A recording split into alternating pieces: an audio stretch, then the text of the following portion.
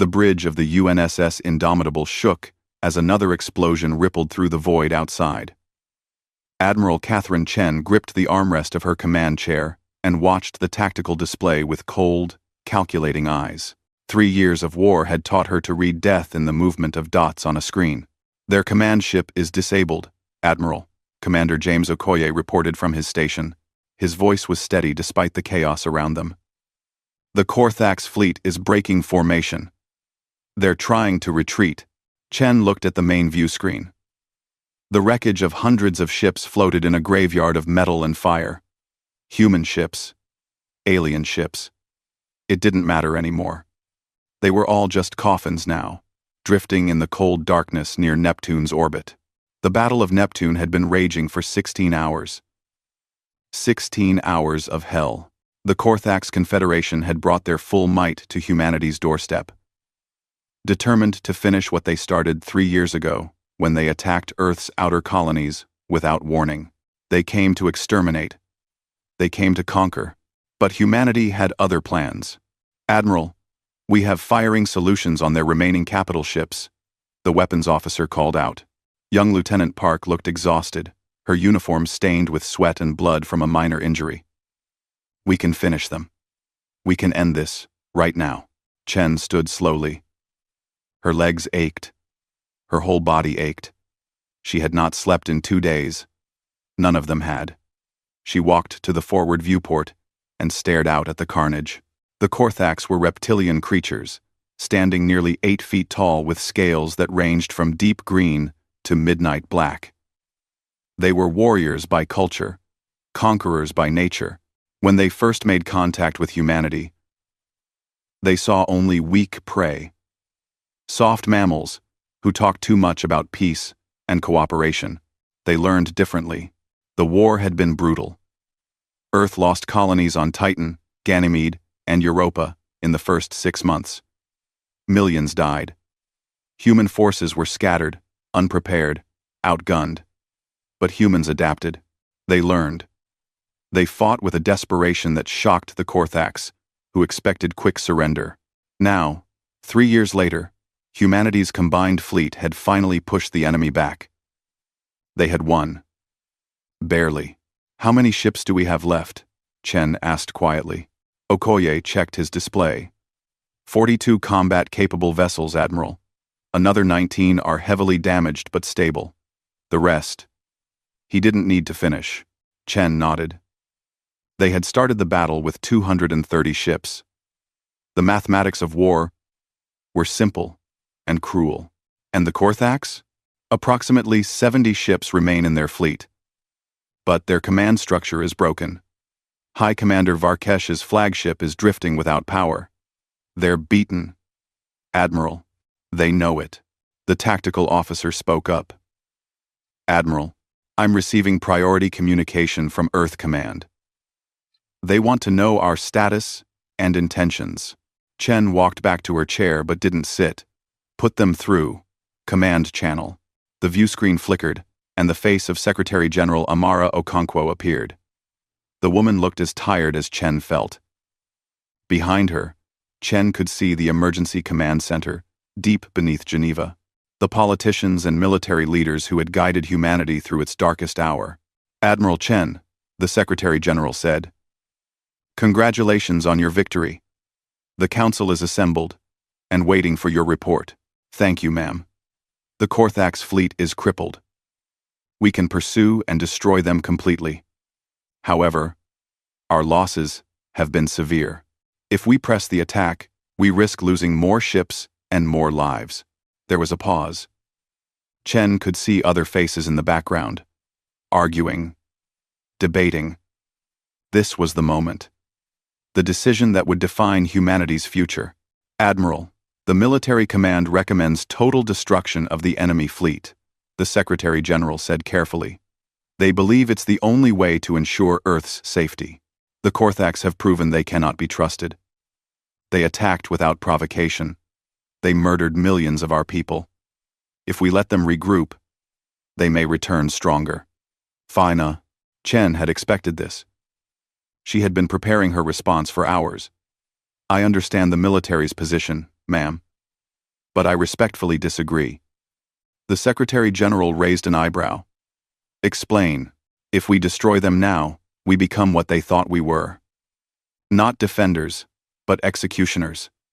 We prove that mercy has no place in this galaxy. Chen paused, choosing her words carefully. We have an opportunity here.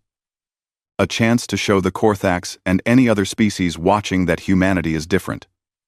We can offer peace. Real peace. On our terms. Commander Okoye turned in his chair, surprise evident on his face. Around the bridge, other officers stopped what they were doing to listen. The Secretary General looked off-screen, consulting with others. Minutes passed. Finally, she spoke. The Council is divided, Admiral. But the majority agrees with your assessment. We will offer terms. Prepare the communication. Chen felt something loosen in her chest. Relief, perhaps. Or maybe just exhaustion. Yes, ma'am. What terms should I offer? Unconditional ceasefire, immediate withdrawal to pre-war borders, full reparations paid over 50 years, and a demilitarized zone 3 light-years wide between our territories. War criminals will be identified and tried. The Korthax will accept monitoring of their military for the next decade. Understood. I'll transmit immediately. The Secretary General's expression softened slightly. Admiral, you've done well. You've saved humanity. Now, let's see if we can do something harder. Let's see if we can build peace. Earth, command out. The screen went dark. Chen turned to her communications officer. Open a channel to the Korthax command ship. All frequencies. Make sure every ship in their fleet receives this. Channel open, Admiral. Chen took a deep breath. This is Admiral Catherine Chen of the United Nations Space Service, commanding the Earth Defense Fleet. To High Commander Varkesh and all Korthax forces. Your fleet is defeated. Your command ship is disabled. You have lost this battle and this war. However, humanity does not seek your extinction. We offer peace. Cease all hostile actions immediately.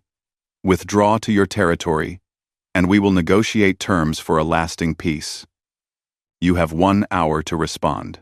If you refuse or attempt any hostile action, we will destroy what remains of your fleet.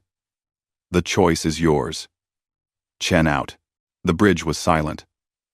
Outside, the wreckage continued its slow dance. Inside, humanity waited for an answer. Commander Okoye approached Chen quietly. Admiral, permission to speak freely? Always, James. Are we making a mistake? The Korthax attacked us without warning. They killed millions. They showed us no mercy. Why should we show them any? Chen turned to face her executive officer. Okoye was a good man. A fine officer. He had lost his wife in the attack on Titan Station. His question deserved an honest answer. Because if we don't, we prove them right, Chen said softly. The Korthax think we're weak because we value life. They think compassion is a flaw. If we destroy them now, we become the monsters they claimed we were. We become exactly what we're fighting against. But what if they come back? What if they use this mercy against us? Chen looked out at the stars. Then we'll be ready. And they'll learn that human mercy isn't weakness. It's a choice. A choice we make once. But only once. 43 minutes later, the communication came through. High Commander Varkesh's face appeared on screen. The reptilian commander looked wounded. His scales darkened with blood. One eye swollen shut, but his remaining eye burned with barely contained rage. Admiral Chen, Varkesh hissed, his translator converting his language into English. We accept your terms. But know this. You have not won. You have merely delayed the inevitable. The strong survive. The weak perish. This is the law of the universe. Your mercy today is weakness, and weakness will be punished. Chen kept her expression neutral. Perhaps, Commander, or Perhaps you'll learn that there are different kinds of strength. Safe, journey home. And think carefully about whether you want to test humanity's resolve again. Varkesh's screen went dark without another word. Over the next 3 days, the Korthax fleet limped away from human space. They took their dead with them, as much as they could recover. Human ships maintained a careful distance, weapons ready but not fired. The ceasefire held. Commander Okoye supervised the recovery operations from the Indomitable's bridge. They pulled survivors from damaged ships, both human and Korthax. The enemy wounded were treated with the same care as human casualties, then transferred to Korthax vessels for the journey home. "I don't understand them," Lieutenant Park said, as she watched a Korthax soldier being carried to the medical bay. "We're helping them, and they look at us with such hate." Okoye nodded slowly. "They don't understand mercy, Lieutenant. Not yet. Maybe not ever. But we'll show them anyway. Because that's who we are." Admiral Chen stood in her quarters that night, looking at a picture on her desk. Her daughter, Sarah, age 7. She hadn't seen her in 3 years. The picture was taken on Earth, before the war, before everything changed. Sarah would be 10 now. Growing up in a world at war, Chen had fought for 3 years to protect that little girl and billions like her. She had ordered thousands to their deaths to save billions more. She had made choices that would haunt her dreams forever. But she had also chosen mercy when she could have chosen vengeance. She hoped it was the right choice. On the bridge, Commander Okoye watched the last Korthax ship disappear into FTL. He turned to the night shift crew. "Stand down from battle stations, maintain defensive posture, set course for Mars orbit. It's time to go home." The crew cheered. Some cried. Others just sat in stunned silence, unable to believe it was finally over. The war had ended. Peace had begun. But on a distant world, in a massive war chamber filled with Korthax military commanders, High Commander Varkesh stood before the Grand Council. His wounds had been treated, but his pride remained damaged. "They humiliated us," Varkesh growled to the assembled leaders. "They defeated us, and then offered mercy like we were children to be pitied." The Grand Commander, an ancient Korthax with scars covering his entire body, leaned forward. "What do you recommend, Varkesh?" "We accept their peace. We pay their reparations. We withdraw to our borders." Varkesh's eyes glowed with cold hatred. "And then we rebuild. We study them. We learn their weaknesses. And in 10 years, when they have grown comfortable and soft, when they believe their mercy was wisdom, we return. And we show them what the strong do to the weak." The council chamber filled with hissing approval. The Korthax way was the warrior's way. Defeat was temporary. Revenge was eternal. 10 years. The Grand Commander agreed. "We will give them 10 years of peace. Let them think they have won. Let them think their mercy has changed us. And then, we will show them the truth. Peace is for the weak. War is for the strong. And we will be stronger." Varkesh bowed deeply. In 10 years, their mercy will be their doom. Far away, on Earth, Admiral Chen stood before a memorial being constructed in Geneva. Thousands of names were being carved into black stone. The dead, from 3 years of war. She placed her hand on the cold surface and closed her eyes. "We gave them peace," she whispered. "Please let it be enough." But deep in her heart, in the place where instinct lived beyond reason, Catherine Chen knew the truth. She had been a soldier too long to believe in lasting peace with an enemy who valued only strength. The war was over, but the peace was just beginning. And peace, she had learned, could be more dangerous than any battle. Year 2. After the war, Commander James Okoye stood on the observation deck of the new Mars Colony Administration building and watched children play in the reconstructed central dome. Their laughter echoed through the artificial atmosphere, a sound that had been absent for too long. The dome had been destroyed during the war when Korthax raiders attacked the colony. 3,000 people died that day. Okoye's wife, Amara, had been one of them. She was a hydroponics engineer, working in the lower levels when the attack came. They never found her body. Now, 2 years later, Mars was alive again. The domes were rebuilt, stronger than before. Families had returned. Children played. Life continued, as it always did, even after tragedy. "Commander Okoye?" A young voice interrupted his thoughts. He turned to see a girl, maybe 9 years old, with dark skin and curious eyes. She held a data pad and looked nervous. "Yes? I'm writing a report for school about the war. My teacher said you were here during the attack. Can I ask you some questions?" Okoye smiled gently. He had done dozens of these interviews. The children needed to understand what happened. They needed to know why their world had changed. "Of course. What would you like to know? Were you scared?" the girl asked immediately.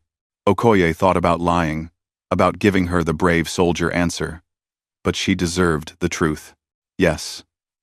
I was terrified. Every single day of the war, I was scared. Scared I would die. Scared my friends would die. Scared we would lose everything. But you won," the girl said, confused. "So why were you scared?" "Because winning and surviving are different things. We won the war, but many people didn't survive to see it. Being brave doesn't mean not being scared. It means doing what needs to be done even when you are scared." The girl nodded seriously and made notes on her datapad. "Do you think the Korthax will come back?" It was the question everyone asked. The question no one wanted to answer, honestly. "I don't know," Okoye said carefully. "We gave them peace. We hope they will keep it. But we're preparing, just in case they don't." The girl thanked him and ran off to join her friends. Okoye watched her go and wondered what kind of world she would inherit. Would it be one of peace? Or would she grow up to fight the same enemies her parents had fought? He pushed the dark thoughts aside and returned to his duties. Mars' colony needed him. The reconstruction was massive, and every day brought new challenges. But it was good work. Honest work. Building, instead of destroying. Year 5 after the war. Dr. Sarah Kimathi stared at the Korthax scientist sitting across from her and tried to suppress her instinctive fear. Her hands trembled slightly, but she kept them folded in her lap, where he couldn't see.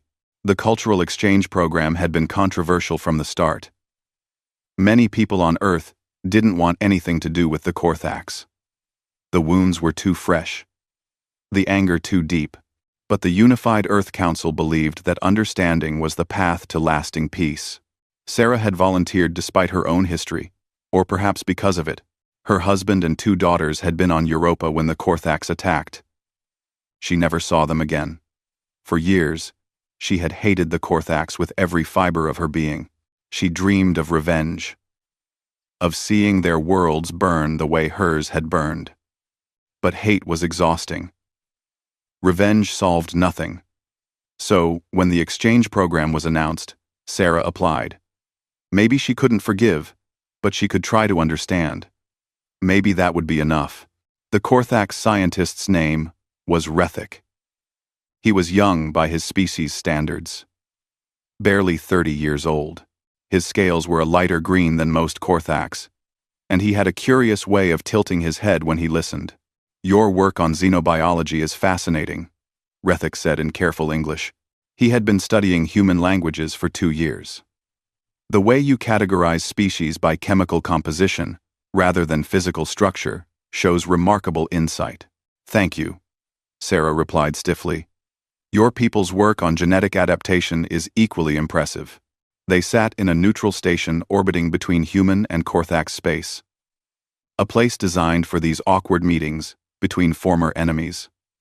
The station was cold and sterile, like the relationship between their peoples. "May I ask you something personal?" Rethik asked suddenly. Sarah tensed. "You can ask. I may not answer. Why did you volunteer for this program?" "Many humans hate us. I understand why. We killed many of your people. Yet, You chose to meet with us. To learn from us. Why? Sarah was quiet for a long moment. The question was fair. And it deserved an honest answer. Because hate was killing me, she finally said. I lost my family in the war. My husband.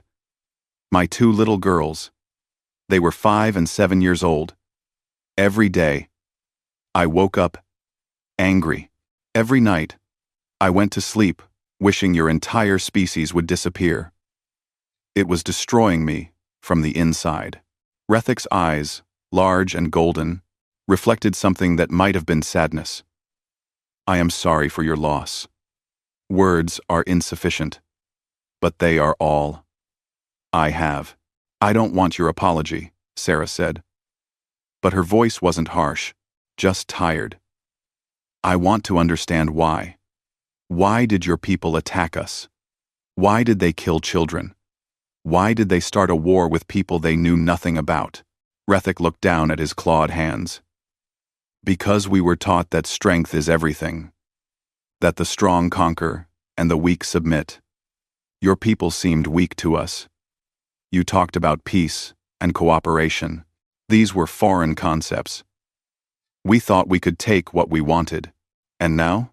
Now, I think we were wrong. Strength is not just about physical power or military might. Your people showed a different kind of strength. You defeated us in battle, then offered peace. You could have destroyed us, but you chose mercy. This confused us. This frightened us. More than your weapons. Sarah studied the young Korthax carefully. Do others of your kind think as you do? Rethek's expression darkened. Some, mostly the young, but many of the old commanders, the warriors who fought in the war, they see your mercy as weakness. They believe you will pay for not destroying us when you had the chance. A chill ran down Sarah's spine. Are they planning something? I don't know. I am a scientist, not a warrior. But I hear things. Whispers. The military builds in secret. They tell us it is for defense. But... He trailed off, looking genuinely troubled. Sarah made a mental note to report this conversation to Earth Intelligence. Thank you for your honesty. Over the following months, Sarah and Rethek continued their meetings. Slowly, the stiffness faded. They discussed science, philosophy, even art. Sarah found herself looking forward to their conversations. Rethek was curious, thoughtful, questioning. He represented what the Korthax could be if they moved beyond their warrior culture. She began to hope that maybe, just maybe, peace was possible. Year 7 after the war, Admiral Catherine Chen, now serving as Earth's defense minister, sat in a classified briefing room deep beneath Geneva. The walls were shielded against all known forms of surveillance. What was discussed here could never leave this room. Around the table sat the leaders of Earth's military and intelligence services. Their faces were grim. Show me, Chen ordered. The central hologram flickered to life, displaying images captured by long-range reconnaissance drones. Massive shipyards in orbit around the Korthax homeworld. Factories running at full capacity. Military installations that weren't there a year ago. They're building a fleet, Intelligence Director Marcus Webb said quietly. Chen studied the images with a cold, sinking feeling in her stomach. She had hoped she was wrong. She had wanted to believe in peace. How long until they're ready? 3 years. Maybe less if they accelerate production. And our fleet? General Yuki Tanaka, head of Space Force Operations, brought up Earth's military assets. We have twice the ships we had during the war. Better technology, better training. But if their fleet is as large as these projections suggest, they'll still outnumber us significantly. Chen nodded slowly. We need more time. We need them to think we're complacent. That we believe the peace is real.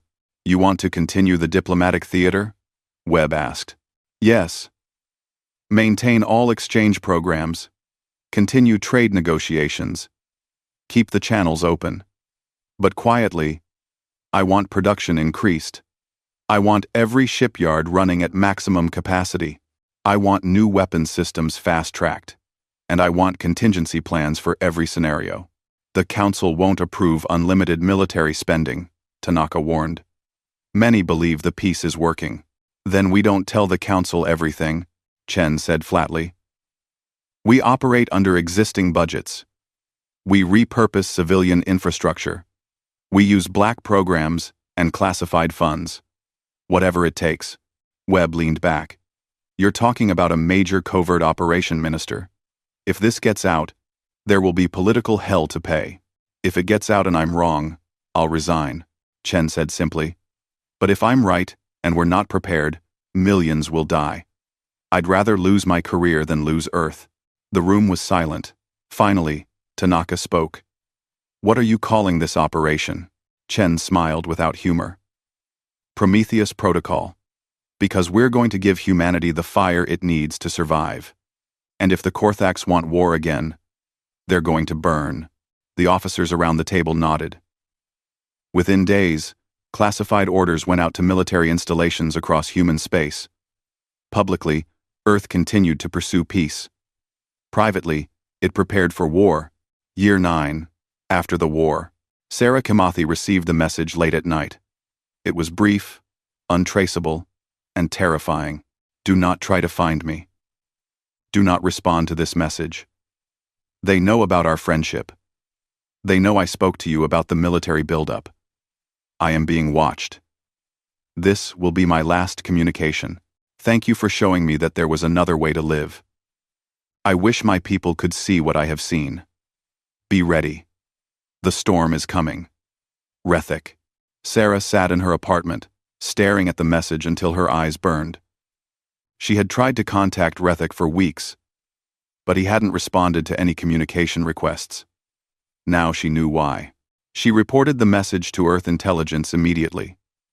They came to her apartment within an hour, asking questions, taking statements, analyzing every word.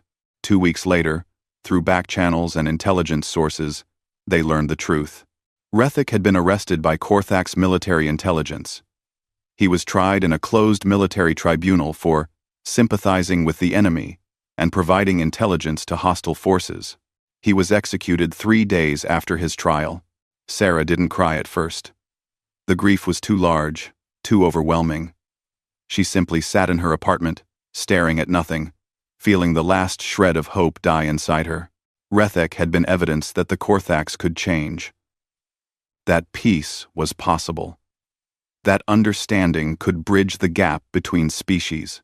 Now he was dead, killed by his own people for daring to imagine something different. Sarah made a call to the Defense Ministry and asked to speak with Admiral Chen. It took 2 days, but eventually, the call was returned. Dr. Kimathi, Chen said, her face appearing on the screen. I heard about Rethik. I'm sorry. Don't be sorry, Sarah said, and her voice was hard. Just be ready, because they're coming. And this time, mercy will be wasted on them. Chen nodded slowly. We're ready. I promise you, we're ready. Year 10 after the war. The diplomatic summit was scheduled for neutral space, a station specifically built for the occasion. The Korthax requested the meeting, citing a desire to strengthen the bonds of peace and explore enhanced cooperation. Earth accepted, of course. Diplomatically, they had no choice. Privately, Admiral Chen knew exactly what the summit was for. The Korthax were coming to see if Earth was still strong, to probe for weaknesses, to make final assessments before launching their attack. Chen stood in the Defense Ministry Command Center, watching the preparations. Every ship was ready. Every station was armed. Every colony had evacuation plans and hidden defenses. Commander Okoye, now a colonel, entered the room. Long-range sensors are showing unusual activity at the edge of the system. Chen felt her blood run cold, but her expression remained calm. How large? Estimates suggest 300 ships, possibly more. They're holding position just outside our sensor range. Waiting. For what? For the summit. For us to lower our guard.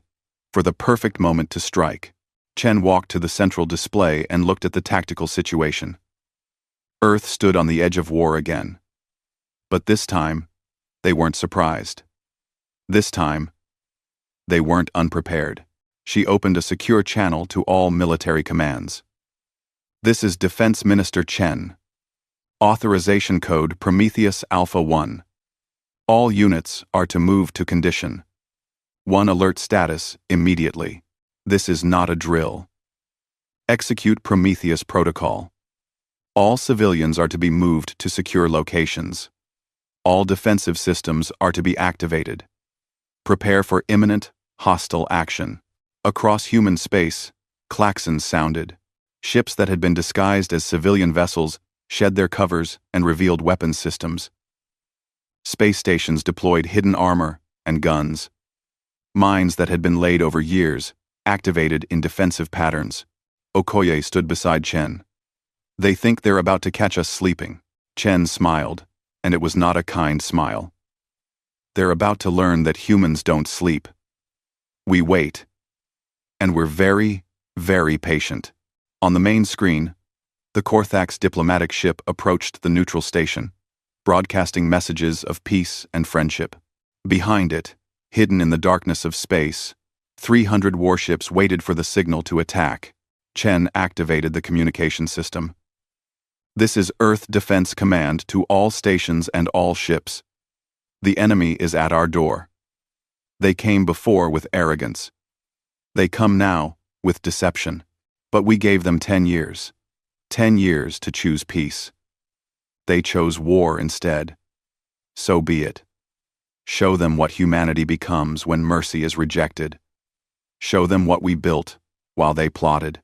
Show them that we remember every life they took, every child they killed, every home they destroyed. And show them that this time, there will be no mercy, only justice. Chen out. The wait was over. The storm was about to break, and Earth was ready. The Korthax Armada dropped out of faster-than-light travel at the edge of human space, with all the confidence of predators returning to familiar hunting grounds. 347 warships, the largest fleet the Korthax Confederation had ever assembled, materialized in the darkness between stars.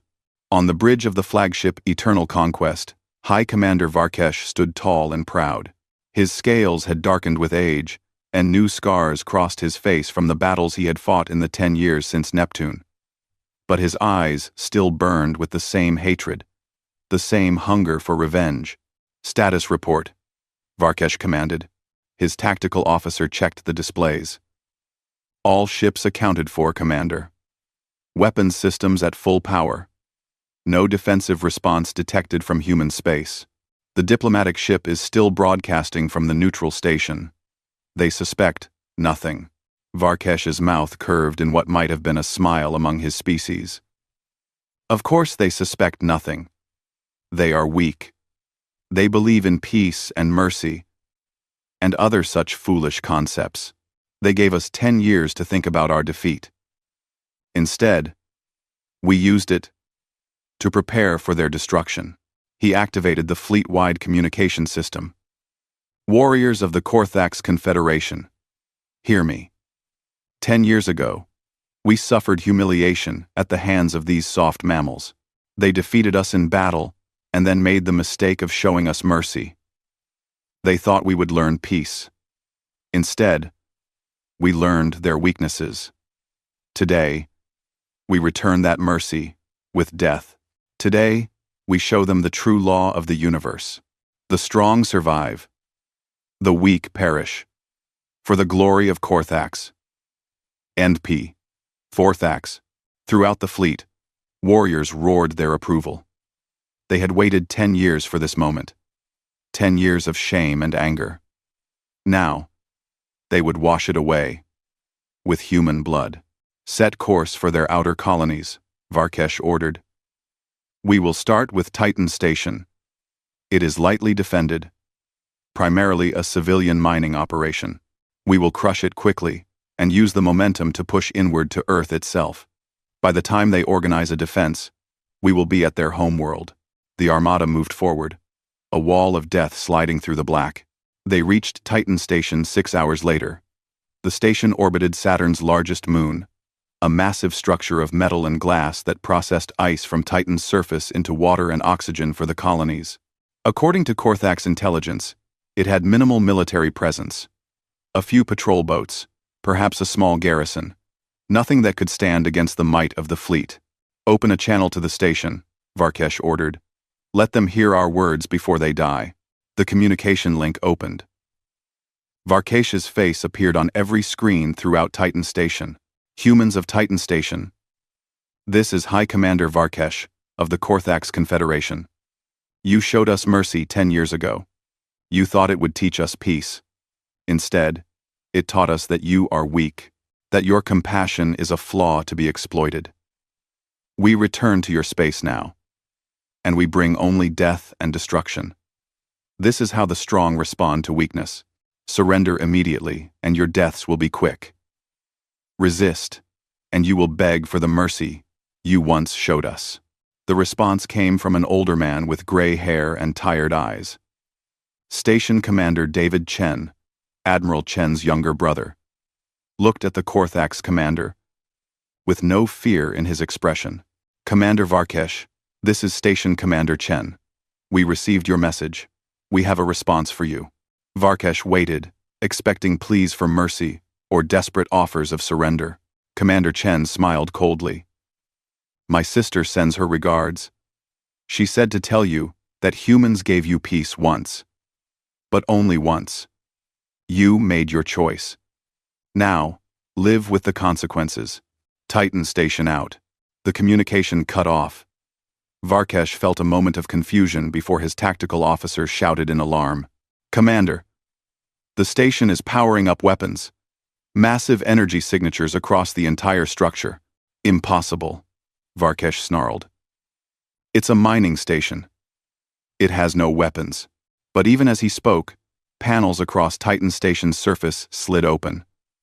What had appeared to be civilian infrastructure revealed its true nature. Railgun batteries, missile ports, energy cannons. All hidden in plain sight for years. All aimed at the Korthak's fleet. "Evasive action," Varkesh screamed, but it was too late. Titan Station opened fire with everything it had. The first volley caught the Korthak's vanguard completely by surprise. 15 ships exploded in brilliant flashes of light. 20 more took critical damage as railgun slugs moving at relativistic speeds punched through shields and armor like they were paper. The station's commander, David Chen, stood in the central control room and watched the battle displays with satisfaction. He had spent 10 years preparing for this moment. The station looked like a civilian operation on the surface, but underneath, it was a fortress. Every miner was a trained soldier. Every cargo container held weapons. Every ice processing facility was actually a weapons battery. "Focus fire on their capital ships," Chen ordered calmly. "Don't let them regroup. Make them pay for every meter of space." The Korthak's fleet tried to return fire, but they were disorganized, caught off guard. More ships fell to the station's relentless barrage. Varkesh screamed orders, trying to restore discipline to his shocked fleet. "All ships, concentrate fire on that station. Destroy it. Destroy it now." The Korthak's fleet finally organized enough to return effective fire. Hundreds of energy beams and missiles converged on Titan Station. The station's shields flared bright, held for several seconds, then collapsed. Explosions rippled across the structure. Commander Chen felt the station shaking apart around him. He opened a fleet-wide channel to Earth forces. "This is Titan Station. We are heavily damaged and cannot hold, but we've taken 47 enemy ships with us. Not bad for a mining station. Tell my sister I did my duty." Chen out. He closed the channel and turned to his crew. "All hands. Abandon station. Get to the escape pods. Move." The crew ran for the evacuation points. Commander Chen stayed at his post, manually firing the remaining weapons, buying time for his people to escape. The station groaned and shuddered as more Korthak's fire tore through it. With his last breath, David Chen targeted the station's reactor for overload. If he was going to die, he would take more of the enemy with him. Titan Station exploded in a flash of light that outshone Saturn itself. The blast caught 3 Korthax ships that had moved too close, destroying them instantly and damaging a dozen more. Varkesh stared at the expanding debris field where the station had been. His fleet had lost 60 ships.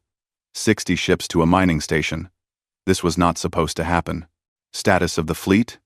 He asked quietly. 287 ships operational, Commander. Many have damage. Casualties are heavy. Varkesh forced himself to think. This was wrong. Everything was wrong. The humans were supposed to be unprepared, soft from 10 years of peace. Instead, they had turned a civilian station into a deadly trap. Move forward, he ordered. The other targets must be less defended. We continue as planned. But doubt had entered his mind for the first time. And doubt, in war, could be as deadly as any weapon. The pattern repeated across the outer system. Every station the Korthax attacked turned out to be armed. Every civilian, mining ship, carried torpedoes. Every cargo vessel was actually a disguised warship. The humans had spent 10 years building a defensive network that looked peaceful, but was designed for war. The Korthax fleet pushed forward, but they bled ships with every engagement. What was supposed to be an easy sweep to Earth became a grinding battle of attrition. On Earth, in the Defense Command Center, Admiral Catherine Chen watched the tactical displays with cold satisfaction. Every station they lost hurt. Every casualty was a person with a name, a family, a life. But they were taking the enemy with them. And more importantly, they were buying time.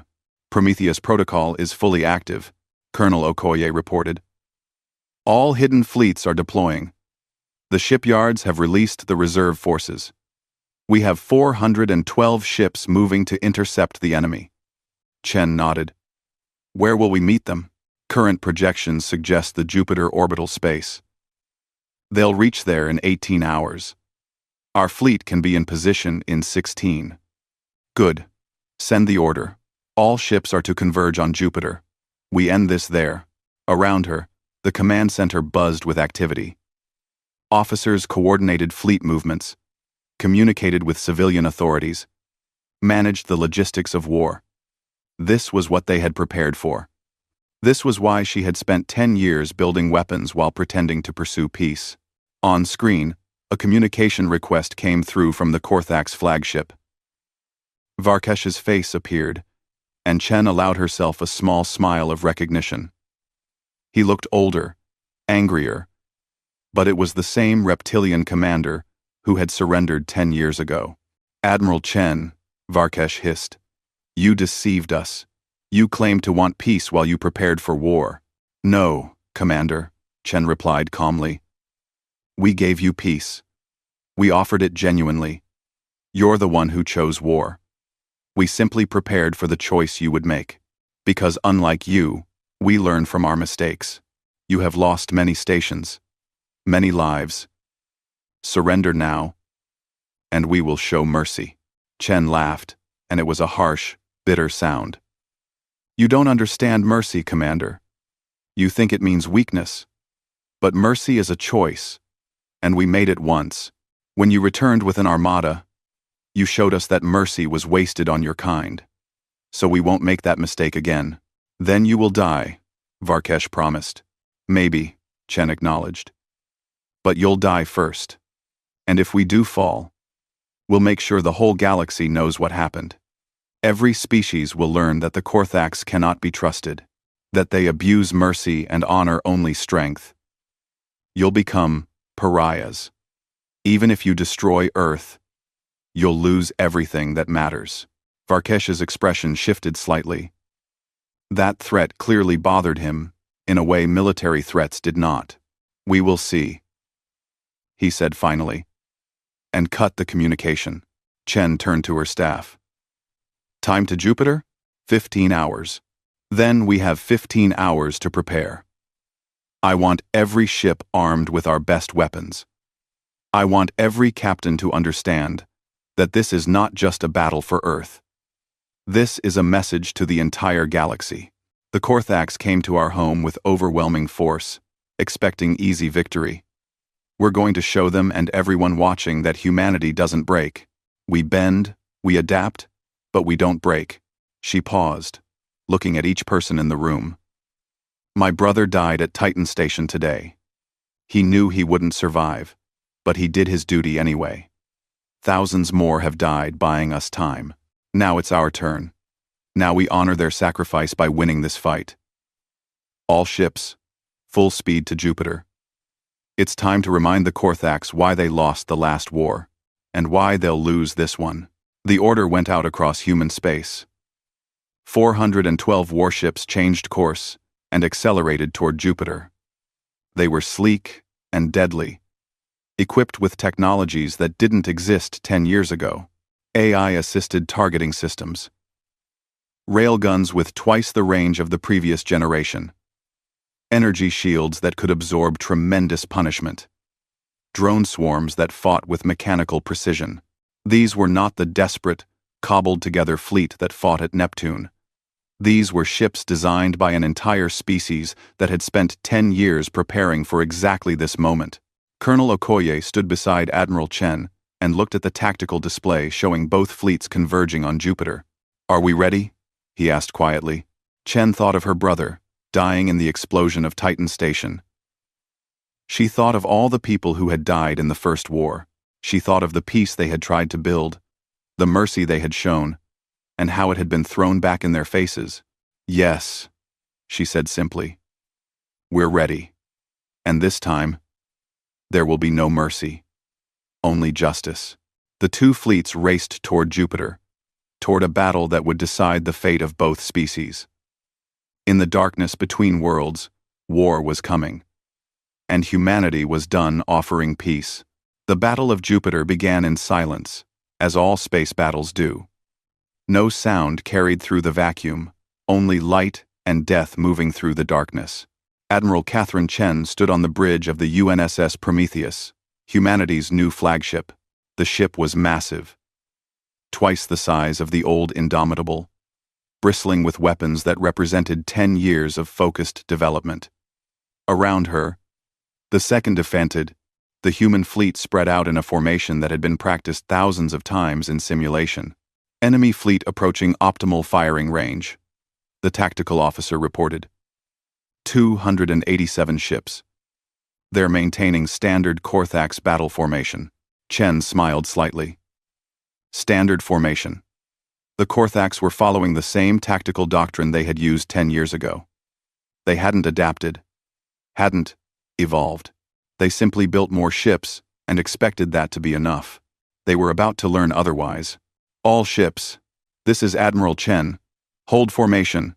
Wait for my command." The Korthax fleet advanced with confidence. Despite their losses at the outer stations, they still had numbers on their side. High Commander Varkesh had reorganized his forces and now pushed forward with the certainty of inevitable victory. On the Eternal Conquest, Varkesh studied the human fleet with satisfaction. They're outnumbered. They know they cannot win, so they wait to die. With dignity. How pathetic. All ships, prepare to fire. We will sweep them aside and move on to Earth. But his tactical officer looked concerned.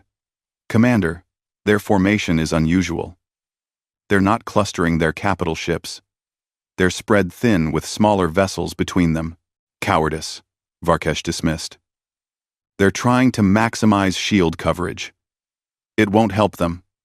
Fire at will." The Korthax fleet opened fire. Thousands of energy beams and missiles streaked toward the human line. The attack should have devastated the forward ships, overwhelming their shields and breaking their formation. Instead, something happened that made every Korthax commander freeze in confusion. Small ships that had been spread throughout the human formation suddenly accelerated to impossible speeds. They moved in patterns no pilot could execute, zigging and zagging in ways that seemed to defy physics. Most of the Korthax fire missed completely.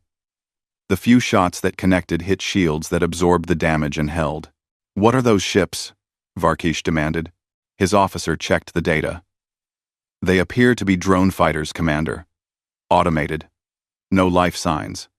And they're coordinating their movements with computer precision. It's like they're all controlled by a single intelligence. Admiral Chen watched the drone swarms do exactly what they were designed to do. Each drone was controlled by a sophisticated AI that could react faster than any biological pilot. But the true advantage was their coordination. A central tactical AI managed all 4,000 drones as a single entity, creating a defensive screen that could adapt in real time to incoming fire. Launch Phase 2, Chen ordered calmly. From behind the drone screen, the human capital ships opened fire. But not with traditional weapons. Instead, they launched thousands of additional drones, these ones armed with penetrator missiles. The missile drones accelerated to incredible speeds and dove into the Korthax formation. Their AI guidance systems locked onto specific targets, analyzing shield frequencies, identifying weak points, calculating optimal attack vectors, all in fractions of a second.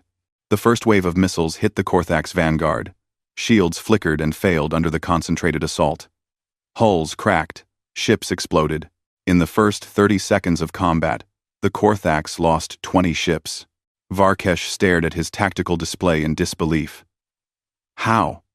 How are they doing this? Their targeting is too precise, Commander. Their coordination is perfect. They're not fighting like individuals. They're fighting like a hive mind. And that was exactly what they were doing.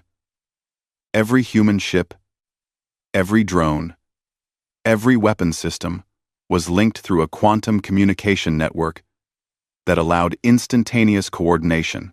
The AI systems didn't just control individual units. They controlled the entire fleet. As a single organism, each part working in perfect harmony with the others. It was technology the Korthax didn't have. Technology that made numbers less important than coordination. All ships, focus fire on their command vessel, Varkesh ordered desperately. If we can destroy their flagship, we can break their coordination. The Korthax fleet turned its attention to the Prometheus. Hundreds of ships concentrated their fire on Chen's position. It was enough firepower to vaporize a small moon. The Prometheus's shields flared bright under the assault. Alarms blared across the bridge as the defensive systems struggled to absorb the damage. But before the shields could fail, something unexpected happened. 20 human cruisers moved into position around the Prometheus, their shields overlapping with the flagships. They created a layered defensive shell, each ship absorbing part of the incoming fire. When one ship's shields weakened, it rotated out, and another took its place. A perfect defensive rotation that no human crew could coordinate manually. But the AI could. The AI made it look easy. Shields holding at 60%, the defensive officer reported. The rotation protocol is working perfectly. Chen nodded. Target their command ship. All capital ships. Concentrate fire. Let's see how they handle their own medicine. The human dreadnoughts fired in unison. Massive railgun slugs moving at a significant fraction of light speed streaked across the battlefield. The Korthax flagship's shields absorbed the first volley, but the second and third hit home. Armor cracked. Atmosphere vented into space. The Eternal Conquest shuddered under the assault, but remained intact. On his bridge, Varkesh felt the ship shake around him. Damage report. Just one. Shields down to 30%, Commander. Hull breaches on decks 5 through 9. Weapons. Systems at 70% capacity. Varkesh's claws dug into the armrest of his command chair. This wasn't supposed to happen. The humans were supposed to be weak, unprepared, easy prey. Instead, they fought with a coordination and technology that was terrifying in its efficiency. All ships, break formation, Varkesh ordered. Engage in individual combat. Don't give them large targets. But breaking formation was exactly what the human AI had been waiting for. As the Korthax ships scattered, the human fleet adapted instantly. The drones swarmed, picking off isolated targets. The capital ships focused their fire on groups of enemy vessels, overwhelming their defenses. It became a slaughter. Admiral Chen watched the tactical display with no satisfaction, only cold determination. Okoye. Prepare boarding teams. I want prisoners. I want intelligence. We need to know if there are more fleets coming. Colonel James Okoye, commanding the Marine contingent, nodded sharply. Target? Their command ship. Varkesh is on that vessel. I want him alive, if possible. Okoye grinned fiercely. Understood, Admiral. Assault teams. You heard the Admiral. We're going to board the enemy flagship. Non-lethal weapons where possible, but protect yourselves first. Move out. The human assault ships were small, fast, and heavily armored. They launched from the Prometheus and dove toward the crippled Eternal Conquest, dodging defensive fire with the same AI-assisted precision that guided everything else in the human fleet. They latched onto the Korthax flagship's hull and burned through with cutting lasers. Marines in powered armor poured into the ship, moving with tactical precision that came from years of training and real-time AI coordination through their helmet systems. The Korthax crew fought back desperately. They were warriors by culture, and they wouldn't surrender easily. The fighting inside the ship was brutal and close quarters, but the human Marines had better equipment, better coordination, and they were fighting with the controlled fury of people who remembered what the Korthax had done 10 years ago. Colonel Okoye led his team toward the bridge. They fought through corridor after corridor, clearing each section with efficient violence. His helmet AI highlighted enemies, tracked ammunition, coordinated with other teams.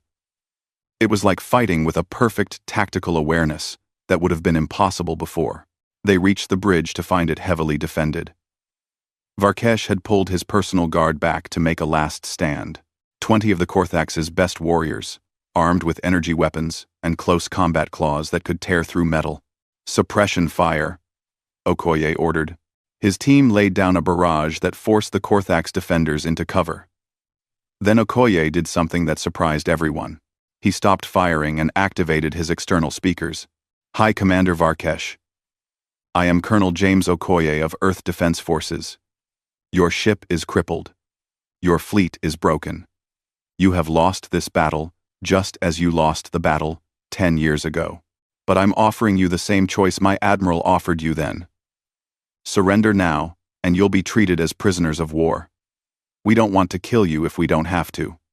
Ender. There was a long silence. Then, Varkesh's voice echoed through the corridor, filled with rage and disbelief. You offer mercy? Again? After we came to exterminate you? After we killed your people? What kind of species offers mercy twice?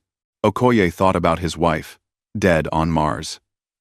He thought about all the people who had died in both wars. He thought about how easy it would be to simply kill every Korthax on this ship. The kind of species that's better than you, Okoye said simply. We don't kill when we don't have to. That's not weakness, Commander. That's strength. That's what separates us from you. Now choose. Surrender or die. For a long moment, nothing happened. Then, slowly, Korthax warriors began to stand up. Weapons lowered. One by one, they surrendered. Finally, Varkesh himself emerged from the bridge, his scales dark with rage and shame, but his weapons holstered. Okoye took him into custody personally. You made the right choice, Commander. Varkesh stared at the human with his golden eyes. I don't understand you. Any of you. We came to destroy your species. We killed thousands. And still you show mercy. Why? Because that's who we are, Okoye said. And if we became like you, then you would have won, even if we destroyed every ship in your fleet. Now, you're going to tell us everything. Are there more fleets? More attacks planned? Because if there are, this mercy ends. Earth is done being patient. Varkesh was silent as the Marines led him away to a holding cell. Around them, the human fleet continued to mop up the remaining Korthax ships. The battle was essentially over. Of the 287 ships that entered Jupiter space, fewer than 40 remained combat capable. and those were in full retreat, trying desperately to reach FTL range. Admiral Chen made a decision. Let them run. I want survivors to carry the message back to their homeworld. I want every Korthax to know what happened here. Let them tell the story of how they came with death and destruction, and humanity returned it 100-fold. The retreating Korthax ships disappeared into FTL, carrying news of the disaster. The Battle of Jupiter was over. Humanity had won decisively. But as Chen stood on the bridge of the Prometheus, looking at the debris field and the casualty reports, she felt no joy. Victory in war was never clean. They had lost 43 ships. Thousands of crew members would never go home. What now? Admiral? Colonel Okoye asked, returning to the bridge after securing the prisoners. Chen looked at the star charts, at the route that led to Korthax space. Now we make sure this never happens again. Prepare the fleet. We're going to Korthax space, and we're going to end this war permanently. Okoye's eyes widened. You mean to invade their territory? I mean to make them understand, once and forever, that humanity is done being attacked. That mercy is a gift we give once, not a weakness to exploit. We're going to their homeworld, and we're going to dictate terms on their soil. That's the only way this ends. Around the bridge, officers exchanged glances. This was unprecedented. Humanity had never been the aggressor, never taken the fight to enemy territory. But the old rules didn't apply anymore. Prepare the fleet, Chen ordered again. We leave for Korthax space in 12 hours, and this time, we're bringing enough force that they'll never dare to threaten us again. The human fleet entered Korthax space 3 weeks after the Battle of Jupiter.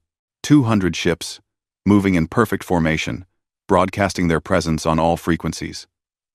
They weren't sneaking. They weren't hiding. They wanted the Korthax to know they were coming. On the homeworld of Korthax Prime, panic spread like wildfire. The survivors from Jupiter had brought back tales of devastating defeat. Of weapons they couldn't counter. Of coordination they couldn't match.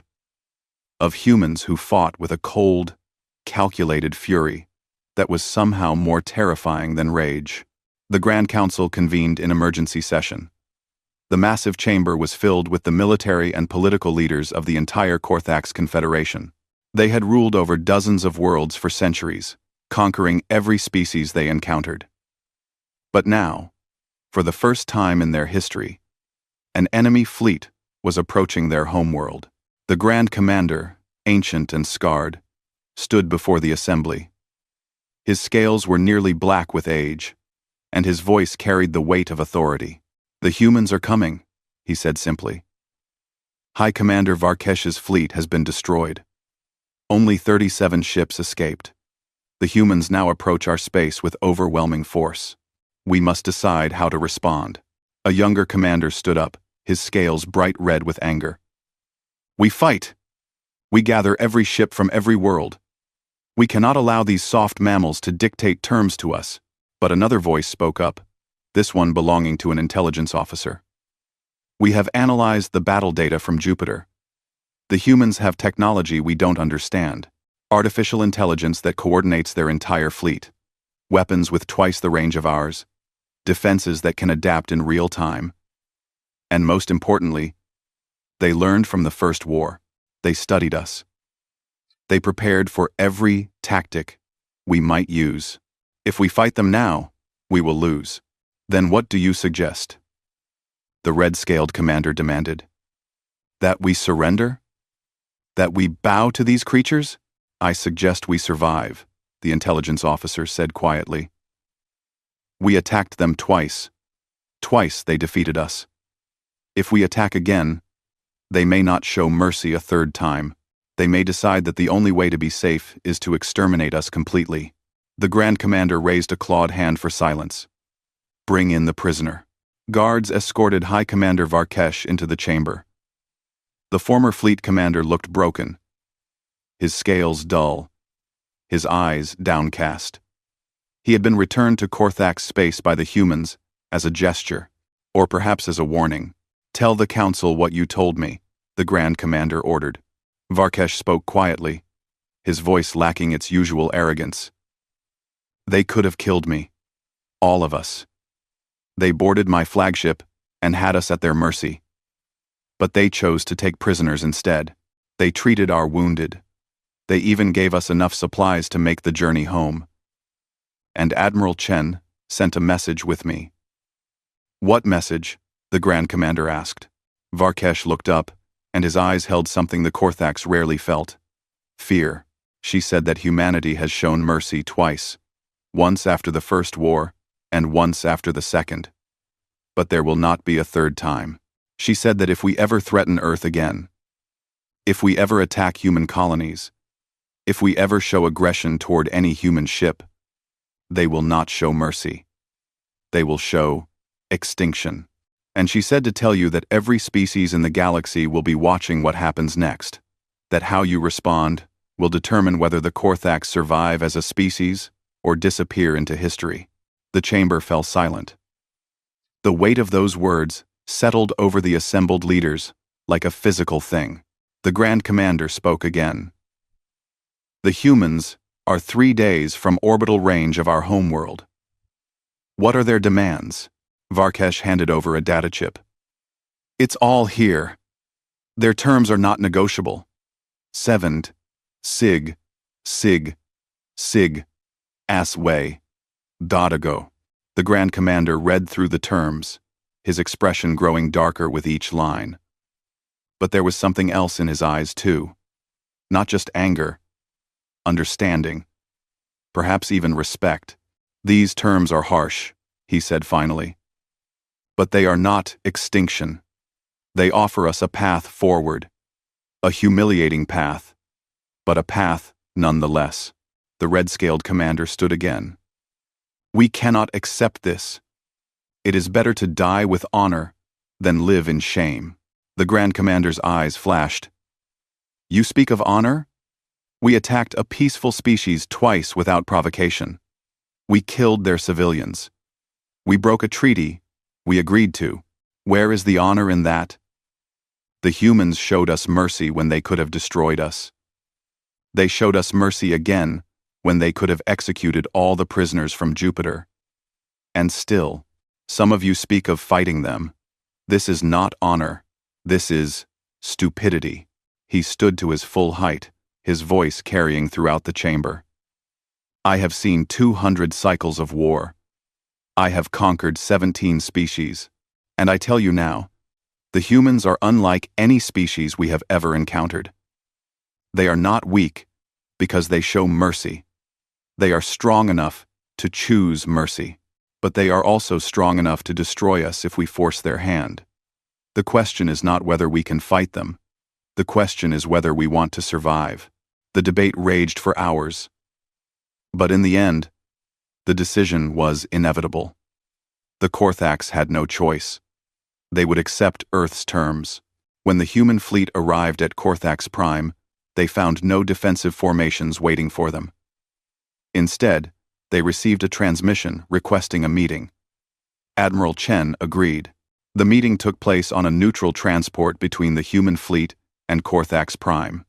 Admiral Chen arrived with Colonel Okoye and a small security detail. The Korthax sent their Grand Commander and a diplomatic team. The two groups faced each other across a conference table. For a long moment, no one spoke. The Grand Commander studied Admiral Chen with his ancient eyes. You could destroy our homeworld, he said finally. Your fleet is in position. We could not stop you. Yet you offer terms instead. Why? Chen leaned forward slightly. Because destruction is easy, Grand Commander. Any species can kill. But building something that lasts, creating a peace that serves both sides, that's difficult. That requires strength of a different kind. Your terms are harsh. You would dissolve our military. You would try our commanders as war criminals. You would restructure our government with your oversight. These are the demands of conquerors. No, Chen said firmly. These are the demands of a species that's tired of being attacked. Your people have proven twice that they cannot be trusted with military power. You use it to conquer and kill, so we're taking it away. But we're not exterminating you. We're not enslaving you. We're giving you a chance to become something better." The Grand Commander was silent for a moment. "And if we refuse?" Chen's expression hardened. "Then this fleet will systematically destroy every military installation on your homeworld and every colony world you control. We will eliminate your capacity to wage war. And we will establish military stations throughout your territory to ensure you never threaten anyone again. You can accept these terms and maintain some dignity, or we can impose them by force. The choice is yours." Colonel Okoye spoke up, his voice carrying the weight of personal loss. "My people have died twice, defending our homes from your aggression. I watched my wife die in the first war. I've lost friends and comrades in this war. Every person in this fleet has lost someone. We're done being patient. We're done being understanding. You came to our home with death and destruction. We returned with justice. Now accept it or face the consequences." The Grand Commander looked at his advisors, then back at the humans. Finally, he stood and gave what passed for a bow among his species. "We accept your terms. The Korthax Confederation surrenders unconditionally. We will comply with all requirements. We ask only that our civilians be spared and that we be treated with the dignity any defeated people deserve." Chen stood as well. "You will be treated fairly and according to the laws of war. Civilians will not be harmed. Those who committed war crimes will face justice, but those who were simply following orders will be allowed to return home. We're not here for revenge, Grand Commander. We're here to ensure this never happens again." The formal surrender was signed 3 days later. The Korthax military was dissolved. War criminals were identified and placed in custody. A human administrative presence was established to oversee the transition to a new government structure. High Commander Varkesh was tried for war crimes. The evidence was overwhelming. He had ordered attacks on civilian targets. He had refused to take prisoners. He had violated the terms of the first peace treaty with full knowledge and intention. He was found guilty and sentenced to life imprisonment. As the verdict was read, Varkesh spoke his last words as a free being. "You may have won this war, humans. But you have not changed what we are. Warriors do not become peaceful farmers simply because you wish it. The Korthax will remember. And someday, somehow, we will rise again." Admiral Chen was present at the trial. She looked at Varkesh with something like pity. "Perhaps you're right," she said. "Perhaps your people will never truly embrace peace, but your grandchildren might. Or their grandchildren. We're not trying to change you, Commander. We're trying to give the next generation a choice. Something you never gave them. Now you'll spend the rest of your life thinking about that." Years passed. The Korthax territory was transformed. The military infrastructure was dismantled and converted to civilian use. Weapons factories became manufacturing centers. Warships were scrapped, and the materials used to build hospitals and schools. It wasn't easy. Many Korthax resented the human presence. Dr. Sarah Kimathi returned to Korthax space. She had sworn she would never see another Korthax after Rethek's death. But when the call came for volunteers to help with the transition, she couldn't refuse.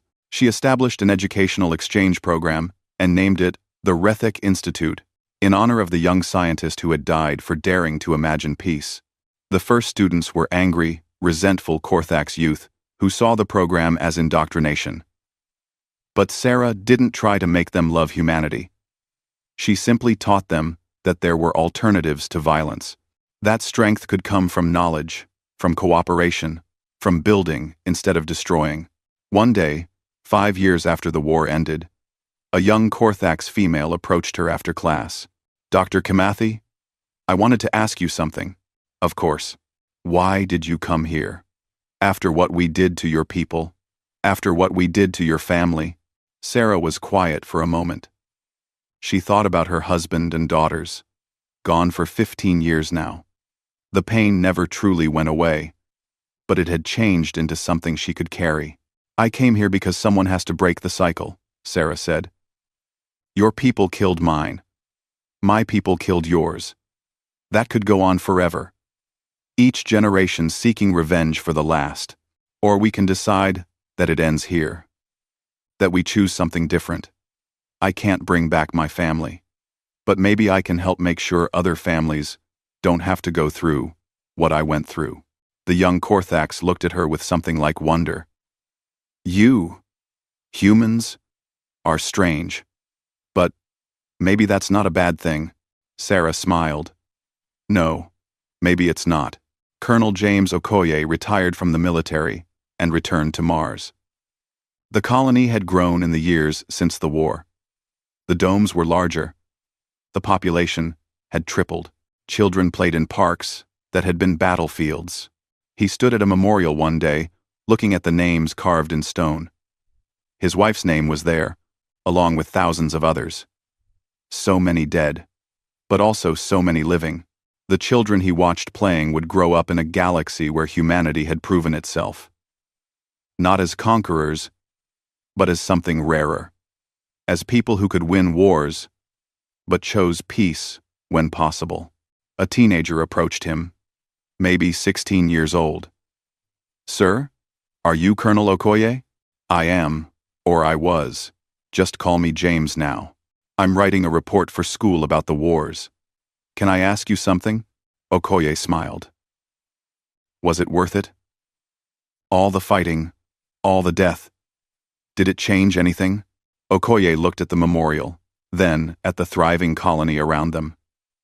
"Yes. It changed everything.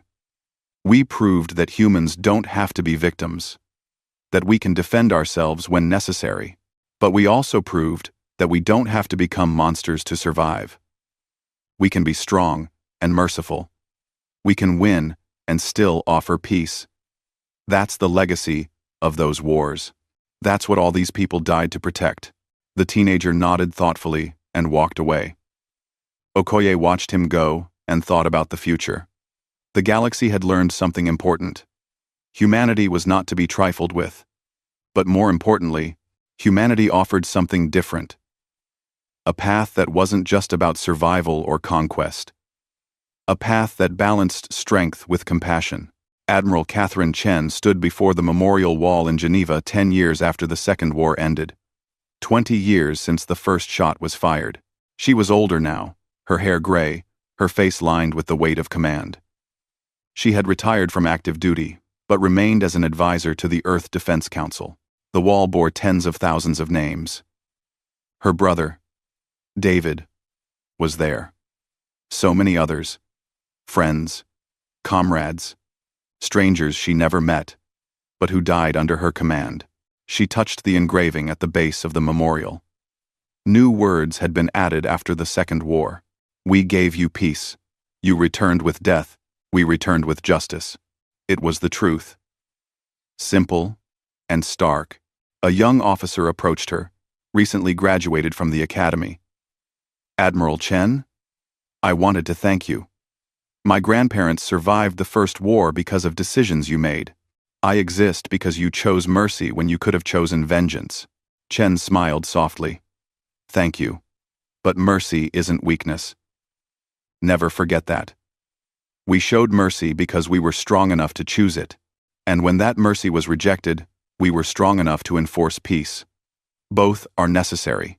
"Yes, ma'am." Chen looked at the young officer, so eager and idealistic. "Tell me something. What do they teach about the wars now? How do they explain what happened?" The officer thought for a moment. "They teach us that humanity faced a choice. We could become victims, or we could become monsters. Instead, we became something else. We became people who fight when we must, but who always try to build something better afterward. They say, that's what makes us human." Chen nodded slowly. "That's a good lesson. Remember it when you face your own difficult choices, and you will face them. Peace is never permanent. It has to be maintained, protected, sometimes fought for. But it's always worth the effort. Across the galaxy, Other species watched and learned. The story of humanity and the Korthax spread.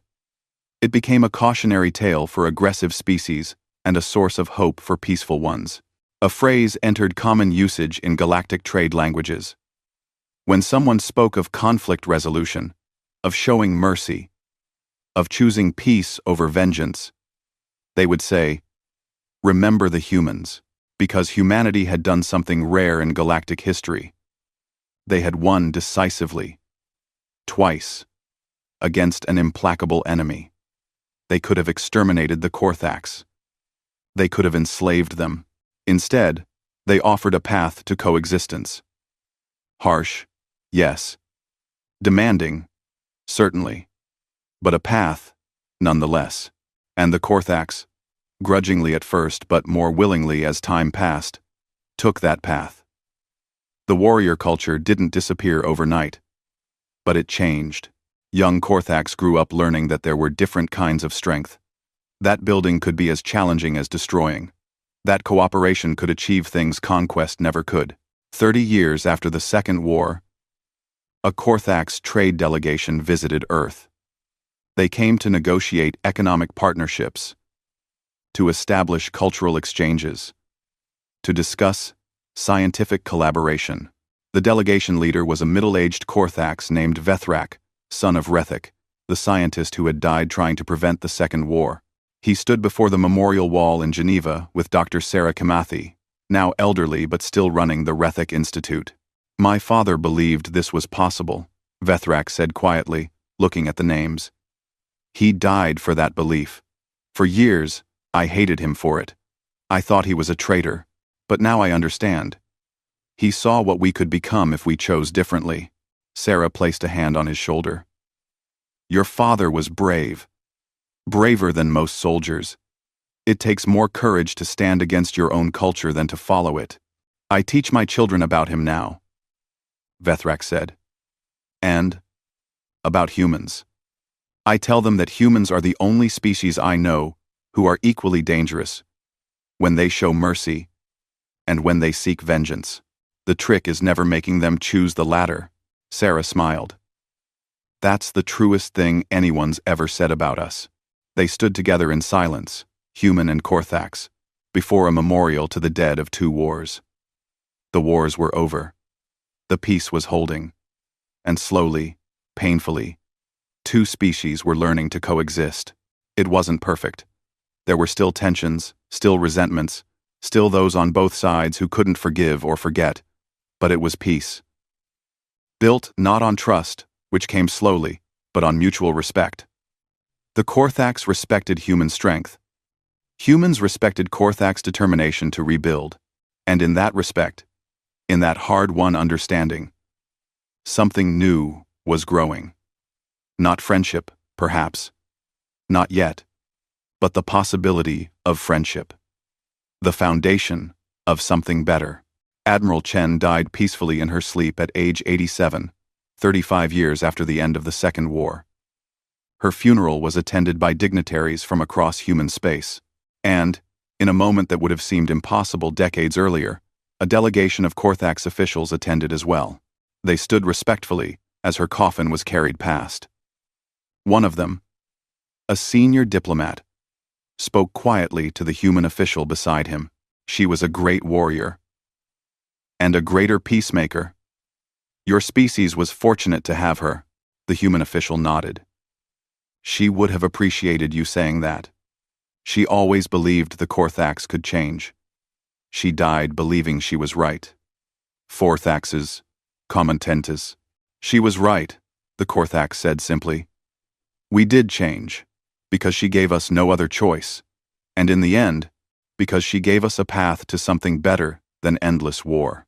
The coffin was lowered into the ground beside the memorial wall. On her gravestone, they carved words she had spoken often in her later years. Peace is not the absence of war. It is the conscious choice to build something better.